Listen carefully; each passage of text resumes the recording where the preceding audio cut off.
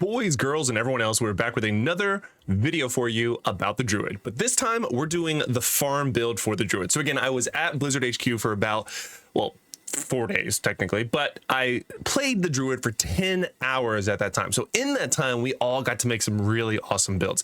And I mentioned this in one of the other videos. One of the really cool things about the Druid is that there really isn't a best build for the Druid. There's actually just a lot of different options for it. So in this one, I'm not going to call it the best farm build because I think there are so many really cool and fun options, but this is one of my favorite farm builds from the 10 hours that I got to play the Druid. So let's go ahead and jump straight into it. So I'm going to showcase what it looks like, and then I'll talk about the skills and the essences and everything in between. So let's see. So we're going to go ahead, and you can see there's a lot of AoE damage. Now keep in mind, a big part of this is going to be speed in the AoE damage. You can see already, if you've seen my other videos, that we're able to maintain a lot of primal energy with this build, and we're also able to toggle in and out of werewolf form for that additional speed increase. You can see that I'm also have that AoE fire around me, which is one of the, I believe, offhands. Of course, we'll look at it here in a second, but this one in particular was actually, it's a very engaging play style. So again, we get the fire sort of AoE, and then we get the storm rocks, and they're gonna basically use primal energy to use those rocks that pop up, but they do maintain while in between forms, although it looks like it didn't actually, so maybe it doesn't. So that's interesting. I'm actually noticing that now and not while I was actually playing the game when I was at Blizzard, but this is definitely a good build nonetheless, because you can use it for AoE damage and then use the werewolf speed for that movement speed boost, because again, you do have that. So let's go ahead and look at the essences. So the first one is one of the new heads. Now obviously I don't have that on my main account. This is of course all content that I recorded while I was at Blizzard. All right, so the first essence is fire. It's a ring of fire. Fire tornado now unleashes an expanding ring of fire, damaging and burning enemies. Burning enemies explode when their life falls too low. So it really is that sort of execution phase.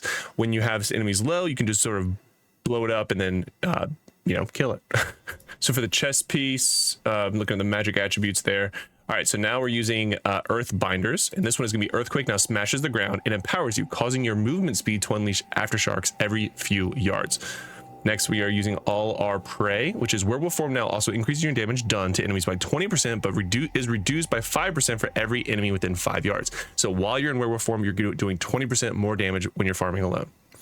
Occasional Pillar is going to just give us the additional damage. I didn't mean to skip past that quickly. The name of it was Occasional Pillar, and this is just going to increase the damage that Surging Stone does by 10%. Now again, I believe this is only at like 1. I don't know if this is max Essence Mastery. I can't remember, but nonetheless, it obviously get better when you're at max Essence Mastery.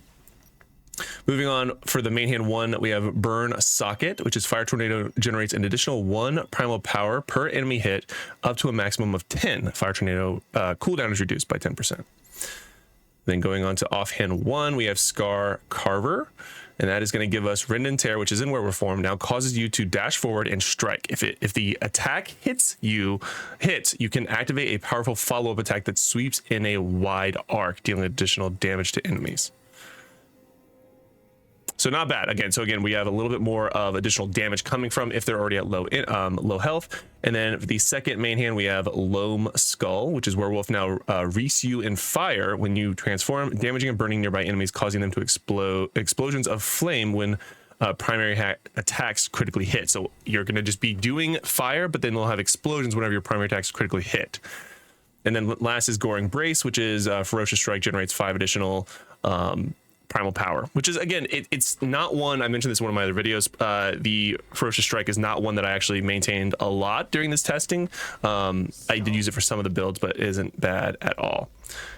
I'm actually changing it, looks like. So the Thorn one, this is, I think I'm showing you different options. So this is where Thorn armor now creates an area of thorny vines that follow you. So again, you have options for this. And I think I'm going to show you how you can actually carry it with you. So we have Fire Tornado still, and we just switched out that one essence. So it's just showing you the flexibility in the build. And in this one, you can use the thorny armor. So that you can see that you had that massive. And now what it does is that that chest piece actually gives you the, you can see that it actually does carry with you into werewolf form, whereas the stones did not. That's probably what I was testing in this part. But the really cool part about toggling back to your human form is that when you have that AoE on and you use the fire, it is spreading that smoldering effect. So you're actually getting additional explosions on people. So it actually does have that really awesome effect of having that AoE armor around you that is also doing the smoldering effect when you hit burn, which you're obviously going to have and be able to maintain when you're in werewolf form. So again, not calling it the best because we only had 10 hours. It was a long time, but it was only 10 hours that we could actually play with these. And this was my favorite farm build that I had, again, prior to the werebear, the Druid being fully released. And I think it's going to be a really awesome class with a ton of different options. I've seen other content creators that had very different builds already come out. So again, I think it's really cool. And that's one of the really awesome things about the Druid is that there really is so much depth to it that you can use a plethora of different builds. So when the Druid comes out, make sure you try this build out. And of course, save it, like it, so that way it's in your liked videos on YouTube for you to revisit at a later date when the Druid comes out. Let me know what you think about it in the comment section below. Hope to see you guys in the video soon. See you later. Bye.